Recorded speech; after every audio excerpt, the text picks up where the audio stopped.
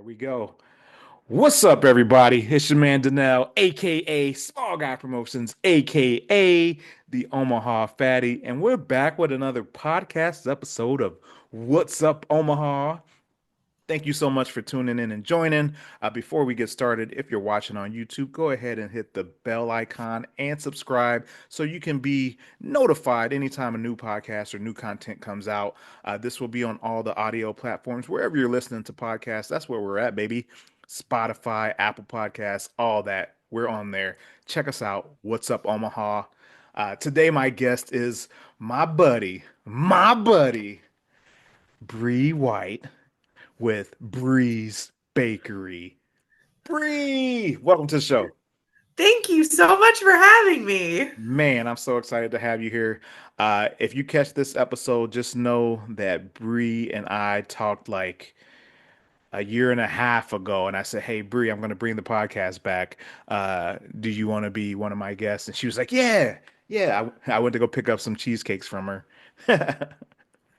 So I It feels crazy it's been that long. I know. It was only supposed to be a short hiatus during wrestling season, and then it just was like life is busy. I've got other stuff to do, so we're just gonna back burner it. It's not like I was, nationally known or I needed to do it every week, and there was nobody gonna be missing the podcast. So I was like, "Yeah, we'll just table it for the moment, and it'll come back when I have time." So. Fair. But Very fair. Bree, Bree, tell everybody about Bree's Bakery. And let's, if you're not watching this or if you're not looking at your phone or your computer, it's Breeze, Breeze, Breeze Bakery, like the wind. I do my own sound effects. I love that. So I'll start there. So the name Breeze came about when I was super young and creative at the ripe age of 18 years old. I 100% thought that it was just going to be just. I thought it was going to be a farm to table style restaurant. I had all these plans and ideas in my head when I first started culinary school. As one does, everybody thinks they're going to open a restaurant when they do culinary school. That's what everybody talks about. So I thought, oh man, that's such a cool name, and it stuck for a really long time. Even though I did not open a restaurant for the foreseeable future after that. I worked for several different corporate companies and a lot of fine dining restaurants until 2020. And I was still working for the corporate dining company that Mhm. I worked with, Guggenheimer. And I Yes. did still work there full time until May of 2024. I can't believe it's been that long since I've left either. But in 2020, in the fall, people were having a really hard time finding any sort of food, desserts, anything Yep. to go to do. So, because I had experience with that, with mostly savory, but also with a little sweet stuff from the jobs that I had done, people reached out, asked if I could do stuff. It's like, sure. I've got all this time. I have so much time right now. Sure, that sounds great. And then enough people had asked, I thought, well, I'll just put out a menu. I'll put out a menu and I'll see if, people think that this sounds like a good idea. And I quite literally had to close orders in a day because so many people, it was right around Thanksgiving, were like, oh, yeah, this is absolutely something that we need. But also, I'm very fortunate. I've got a lot of people in my life that really wanted to support me, even though I really didn't know what I was doing Yeah. at the time, which is just so kind of them. And they have continued to support me, and all those people still continue to buy stuff for me, even though things have grown and progressed. And now I don't feel like I have imposter syndrome all the time. I do kind of know what I'm doing. I've learned a lot over the course of the time of growing this business. And now here we are. No sidesy thing to just put things out through my apartment. I'm in a full-fledged commercial kitchen doing this full time, and it's a freaking blast. So I love it. I love it. I really, these are the type of stories that I've gotten used to hearing, and it's always a pleasure being so close and having the opportunity to speak with business owners and restaurant owners and everything and get some behind the scenes info that you wouldn't normally get. And it's before we started recording we kind of talked about it. We're just having a conversation, uh and it's conversations that I probably wouldn't normally have with some people, but we actually have like a relationship. I mean, we Yeah. know each other and we've known each other for years. And I do want to talk a little bit about how things work and how crazy life is and how we just were in the same area. We didn't really know each other at the time, but as you were working where you were working for Guggenheim. Is it Guggenheim or Guggenheimer? Guggenheimer. Guggenheimer. That's yeah.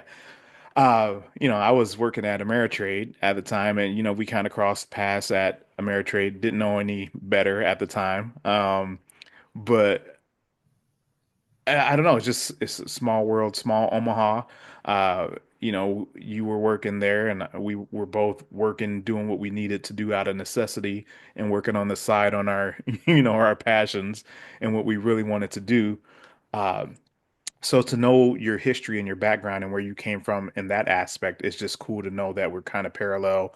And just like a lot of other small business owners, they start off, they may have a passion for it. They may share it with some friends, and the friends are like, "Hey, you're really good at this." And they're like, "Oh no, no, I'm not."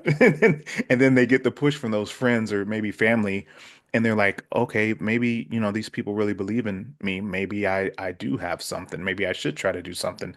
And then a lot of stories like yourself, where you just start off on the side and slow and just try to figure things out as you go along, and then to present day where you're like, "Hey, this is all that I'm doing now." Yeah. It's it's absolutely wild. And honestly, if something did look like this, I never thought it would look like this. I did so much savory stuff. I was a manager, I was a chef manager, and I did all savory food. If I played around with desserts at all, it was just for fun and it was on somebody else's dime because I didn't know what I was doing. It was like, okay, well, we'll experiment and we'll do different stuff, and I'm really grateful for the open mind then and then the evolution of what has happened now because I'm evolving. I just put out a bunch of breakfast items with quiches.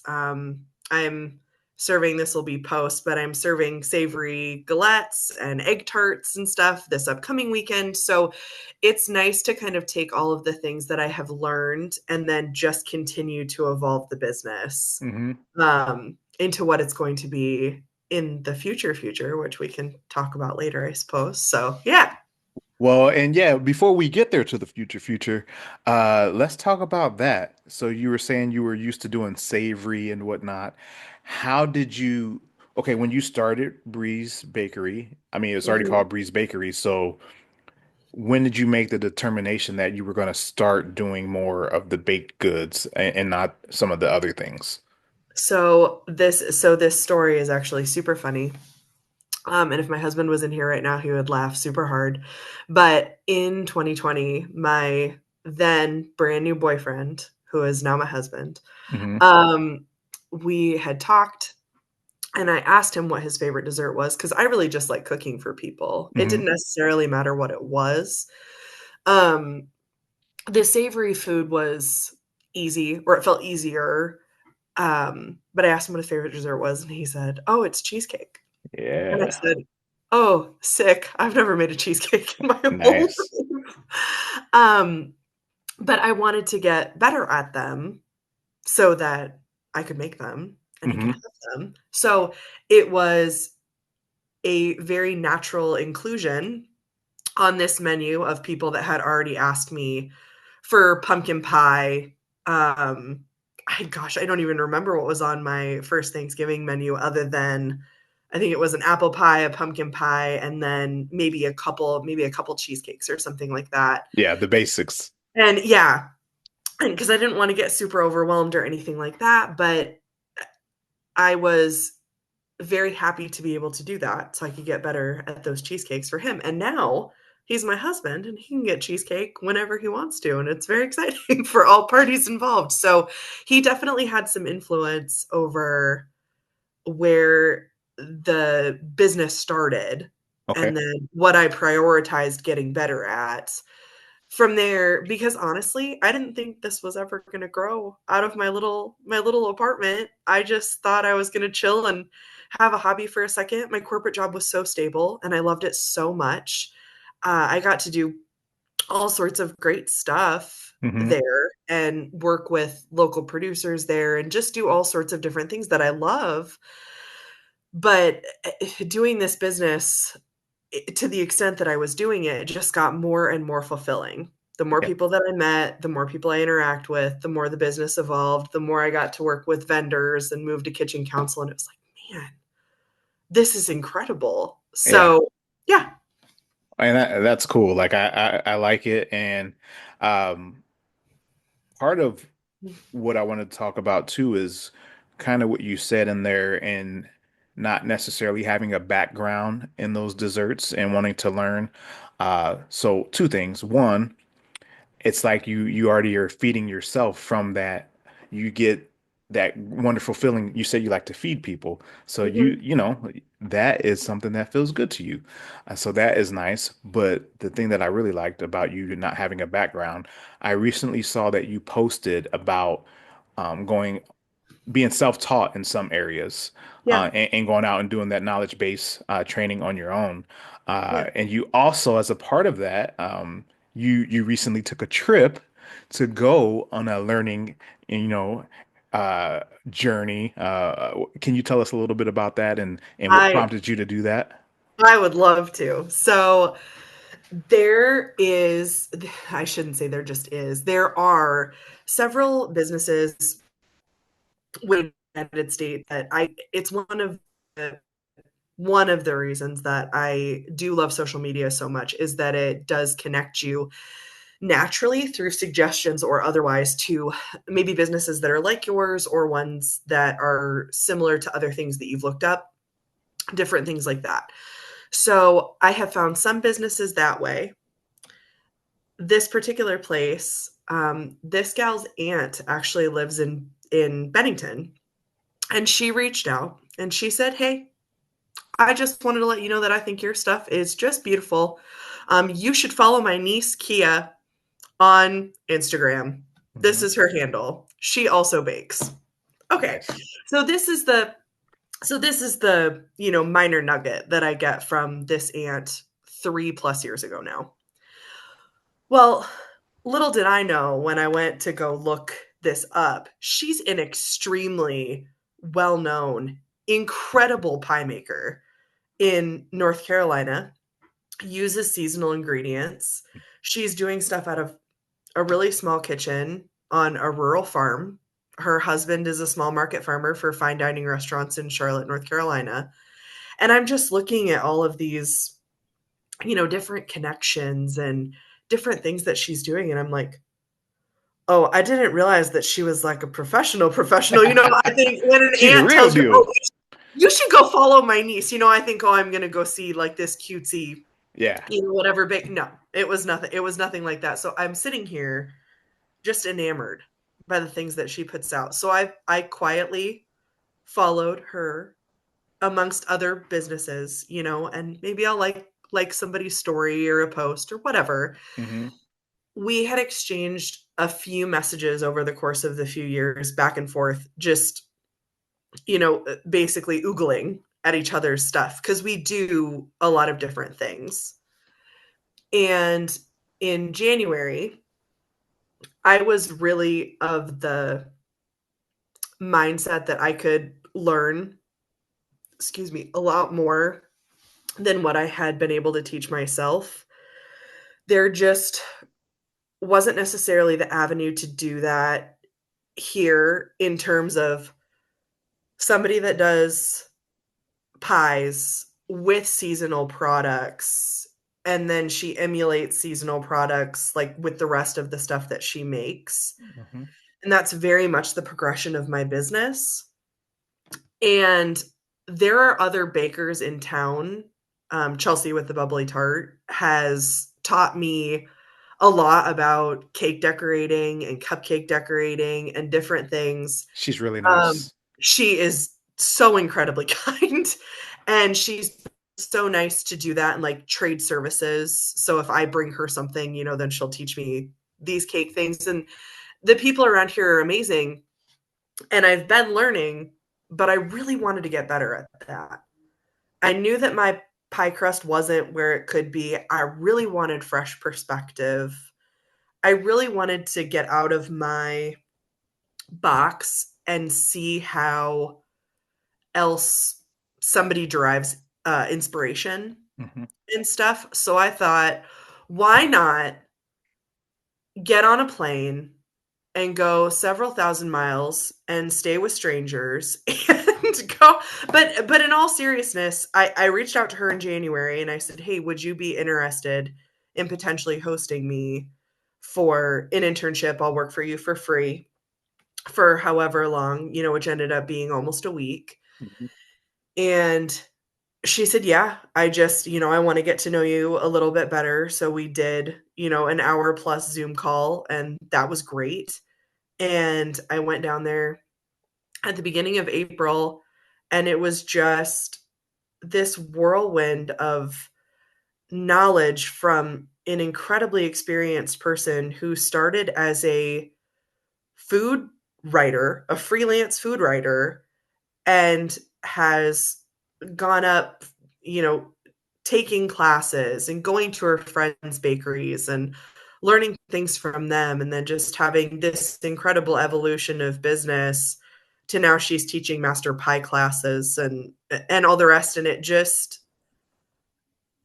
seeing that she started in a similar way, like self-taught in her baking and just Hmm. wanting to get better and striving to do that and learning all the different ways that she could. It was very inspiring for me, and I'm so happy that I got the opportunity to go down there because I did learn a lot. Um, and I came back with fresh perspective. I've never been more motivated to write menus, to do things that I'm maybe a little bit uncomfortable with. It doesn't scare me as much. It, it has really pushed my want to continue to support local ag as much as I possibly can in all the different ways that I can. And it just really opened up my mind, which is what I wanted it to do. That's what I wanted that experience to do. And I cannot wait to share everything that I have learned and what comes from that with everybody. Yeah, that's cool. I mean, that's like something that you see in a movie where, you go off to Paris for, 3 months and, work directly under the head chef and, you know, um, inside of that, one of the things that I liked that you mentioned was you local ag. I know that you have said, you like to get your ingredients local. I think couple of months back or within the last couple of months, you had mentioned like your eggs with all the talk about egg prices and whatnot. Yep. So you're also one of those hyper local people who, Yeah. maybe you met someone at the farmers markets that you do or something like that, and you start to talk, and like you did with her, you build a relationship, and then there's a trust there, and you want to you want to source your ingredients from something that they provide. That hyper local is such a cool thing. And then not only that, even you work with local, you know, businesses where you can put your products. Yep. So, just another level, another layer to the hyper local. And that's something that's really cool that so many people are supportive. And I think there's a really strong base, whether it be Chelsea at the Bubbly Tart or, you know, um, Dip Cravers or whoever it is. There's so many facets to all the businesses that are here in the area, and a lot of them partnering. It's not an isolated incident when you see people partnering to do things together around here, and I really like that. So food should bring people together. So I do. I do too. I think the collaborative effort is so incredibly important, and supporting each other and essentially marketing for each other, which is, just a fun kind of side aspect of that. But supporting local ag is something for me that has never changed. It just maybe looks a little bit different now Hmm. than I thought it was going to. Uh, Super short backstory, in addition to my culinary degree, I went back to school and I got a horticulture degree as well. And I graduated with that in 2018, just so I could really fully immerse myself in the full cycle of food, from growing it to eating it. My screened in porch right now looks like a seed package box blew up all over it because I have 50,000 seedlings out there. But Hmm.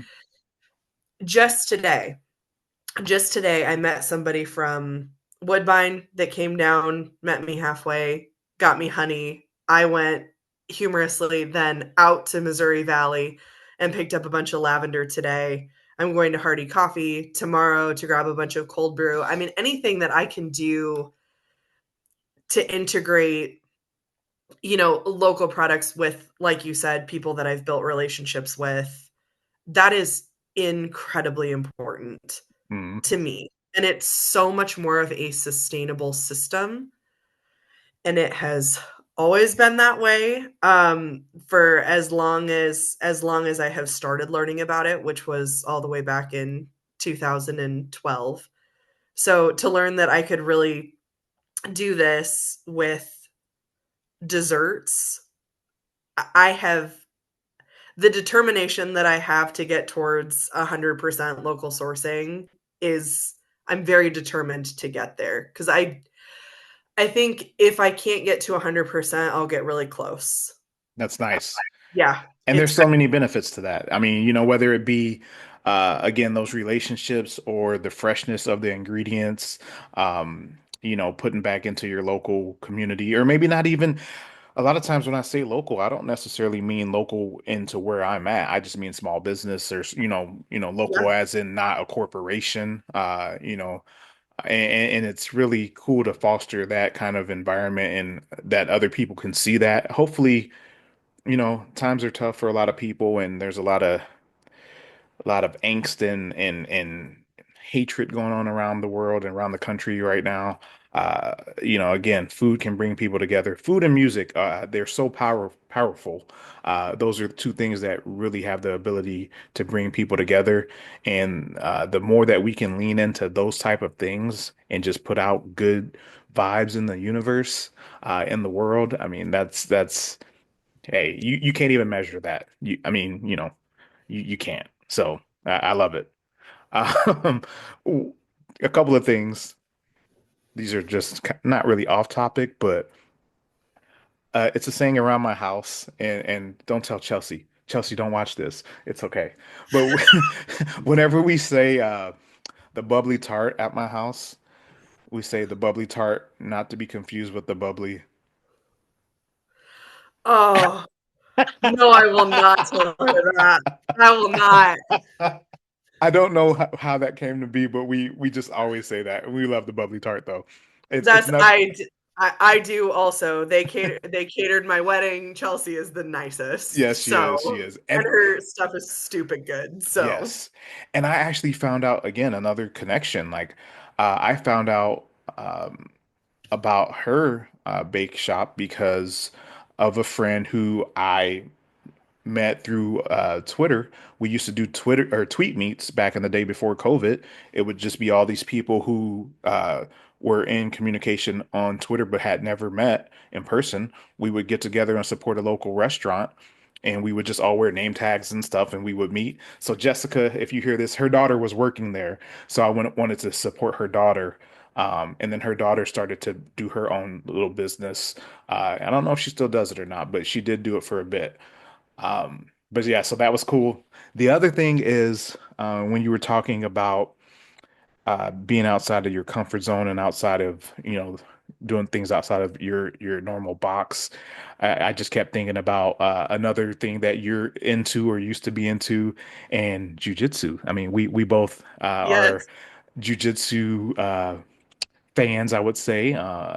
And that's a big thing about jujitsu is get comfortable being uncomfortable.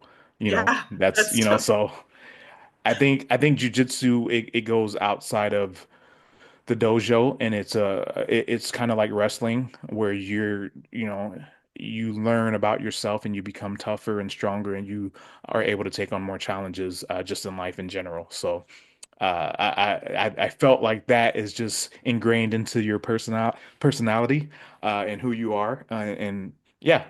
So well, it looks like we're running out of time here. Bree, real quick, 2 minute rundown or less. Oh my gosh, Uh, I'm ready. Let's go. where can people find you online? Okay, so online you can find me at on my website where you can order. It's breezebellevue.com. And then on Instagram and Facebook, you can find me at Breeze Bellevue. And that's it for online. Are Oh, we? is it? Yeah, That that's I it for I online. thought you were like TikTok. No, I haven't seen you on TikTok, No, but I don't do the TikToks. I'm a 30-year-old person that thinks she's way too old for TikTok. oh my God, So I'm we way just older than you, so whatever. Uh, all right. Well, in late May, where can people find you? Mid to late May, where will you Okay, be around town? so I will be doing desserts for several of the Battle of the Chef events at Long Walk Farm this summer. I am not 100% positive on the dates that I'm doing yet, but I know that I am doing a few. So just keep your ears to the ground on Long Walk Farm social media posts and such because they'll post me there. I will be at the Bellevue Farmers Market every Saturday in Washington Park from 8:30 a.m. to 12:30. There's a little bit of a time change this year, just going 30 minutes, starting 30 minutes later and going 30 minutes later. Okay. And I will be doing that from May 31st until September 20th. And then I will actually, spoiler, I will be at Exarban a handful of times on Sundays right now. I know for sure I have three, but I have to get the dates confirmed. But follow me on social media and you'll be able to see those. And then I will also be at the Council Bluffs Farmers Market sporadically throughout the season. You can find my products at Like 20 Weddingham Farms seconds. when they open, at Ellsworth Crossing, at Dip Cravers in Bellevue, and then places like One Farm and in Logan and Bev's Porch in Neola, Iowa, and the Olive Branch in Council Bluffs. There you have it, ladies and gentlemen. We're running right up against the wire, but she got it all in. We will put anything in the show notes that she may have forgotten, but we'll get it in there. Thank you guys so much for tuning in. Please make sure to share it and don't forget to subscribe once again. As we end every episode, smile, help someone else smile, laugh, and help someone else laugh all day, every day.